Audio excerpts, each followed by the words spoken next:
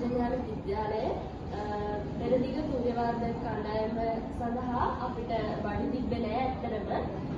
හේවිස් කණ්ඩායමට අපි වෙන ඉස්කෝලවල වලින් ඉඳගෙන තමයි අපි ප්‍රැක්ටිස් උනේ ඒවට ඉදිරිපත් උනේ. ඒක නිසා ඒකට උපකාරයක් විදියට ඒක දැකලා අපිට ලොකු උදව්වක් කරේ හෙල්පින් ශ්‍රී ලංකා චිල්ඩ්‍රන් මනුස්සකමේ සංවිධානය නීගමුව. මෙම සංවිධානයේ අභිපිටිය ශාඛාවේ වාසනා දිනුච්චි මහත්මිය තමයි මේක දැකලා අපිට මේ උදව් කරන්න කැමති වුණේ. ඉතින් මේව සාහදලා දුන්න මේ වසන්ති මහත්මියට අපේ විශේෂ ස්තුතිය පාසල වෙනුවෙන් මේ අවස්ථාවේ පුද කර සිටිනවා. ඒ වගේම මේ ආයතනයේ සභාපතිතුමා සුරේෂ් වසන්ත මහත්මයාට මේ අවස්ථාවේ ඉස්කෝලේ වෙනුවෙන් ගෞරවනීය ස්තුතිය පුද කර සිටිනවා.